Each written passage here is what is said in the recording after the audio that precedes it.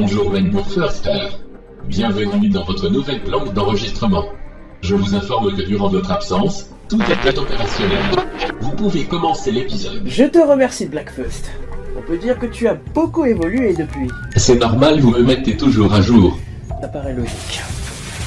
Bonjour à tous, je vous souhaite la bienvenue pour ce tout nouvel épisode de LDC On Ride, l'émission qui te met plein la vue en caméra embarquée. Et aujourd'hui, nous allons nous intéresser à une attraction de type montagne russe, le Euromir. Mais avant toute chose, nous allons plonger au cœur du quartier russe d'Europa Park, une zone thématique qui s'est développée au cours des années 90. Ou plus exactement, entre 1997 et 1998. Blackfust, c'est quand tu veux. Je vous souhaite une bonne vidéo. 1998. La Russie, l'un des pays les plus grands du monde, prend sa place au sein d'Europa Park. À ces jours, nous découvrons des décors inoubliables, du jamais vu dans un parc à thème. Ce quartier inclut 3 attractions, telles que le manège Flocon de neige, une attraction familiale ouverte en 1998.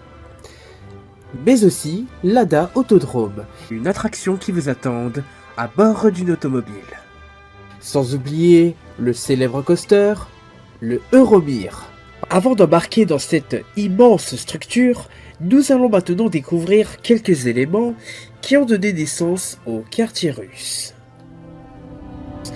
Tout commence en 1994, quand le quartier espagnol fit son apparition dans le parc. De son côté, Roland Mack visite le centre d'entraînement de Yuri Gagarin lors d'un voyage à Moscou. C'est à ce moment précis que l'immense station Mir était mise en vente. Intéressé par cette immense structure spatiale, Roland Mack le rachète et deviendra donc le premier élément du quartier russe et de la future montagne russe, le Euromir. Si vous souhaitez visiter à l'intérieur de la station, elle sera à votre disposition lors de votre visite.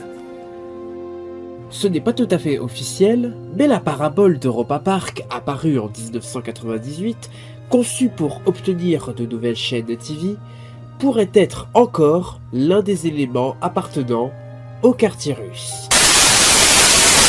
Maintenant les amis, après avoir fait le tour, il est grand temps pour moi de vous présenter l'attraction, le Euromir. C'est parti! Rien qu'en le voyant, ça donne vraiment envie de le faire, n'est-ce pas? Et maintenant, que dire de ce coaster? Pour le savoir, nous allons tout d'abord nous intéresser au modèle. D'après les informations de la société McRide, il s'agit d'un spinning coaster, une attraction de type montagne russe où les wagonnets sont capables de tourner sur eux-mêmes. Cependant, contrairement aux autres attractions de ce type, est que les rotations sont assurées grâce à des moteurs électriques.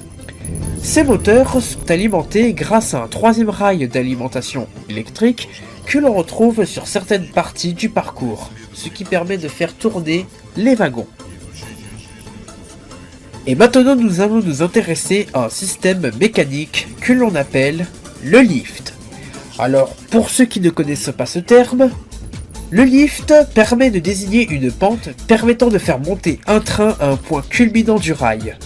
C'est ce que l'on retrouve dans la plupart des montagnes russes. Sauf que, dans le Euromir, il s'agit d'un lift en spirale, très différente de ce qu'on a l'habitude de voir. Pour cela, je vais vous expliquer comment il fonctionne.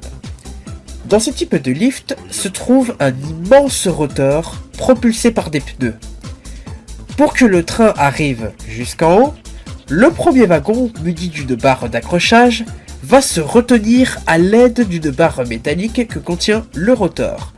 C'est le même système que le coaster Eurosat. Et pour en finir, selon la fiche technique d'Europa Park, le Euromir est un coaster vous emmenant à 28 mètres d'altitude avec une accélération maximale de 4G, tout comme le Civil Star, sur un parcours de 1 km, pouvant atteindre une vitesse maximale de 80 km/h. Et voilà les amis, maintenant que tout est dit, c'est parti pour l'expérience On Ride. Oh là là.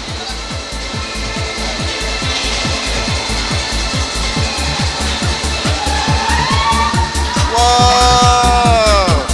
Wow. Oh putain. Oh là là, c'est vraiment haut hein.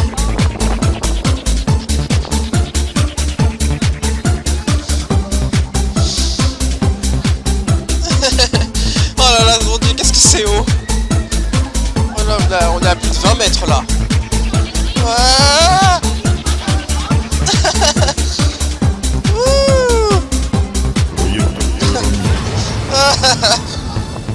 Мы не можем управлять будущим, но мы должны быть к нему готовы. Wow. Данная работа пространство и изучение жизненных Wow. смыслов для людей будущего. Oh, Мы не можем allez, управлять c'est parti pour la descente. но мы Oh должны non. быть к нему готовы.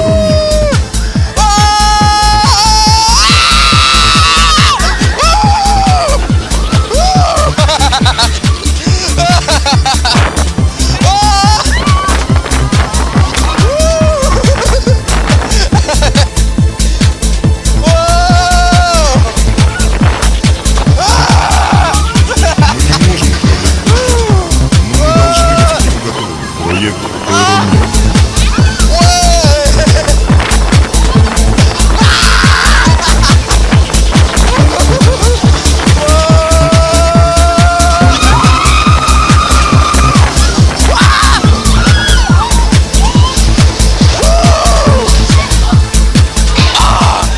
Проект Euromir.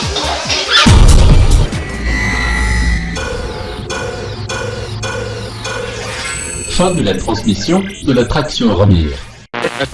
Voilà les amis, c'est ainsi que l'épisode 19 s'achève. Si vous avez aimé cette vidéo, faites comme d'habitude, partagez, likez. Vous pouvez me suivre sur ma page Facebook ou sur ma page Twitter ou vous vous abonnez à la chaîne située juste au-dessus.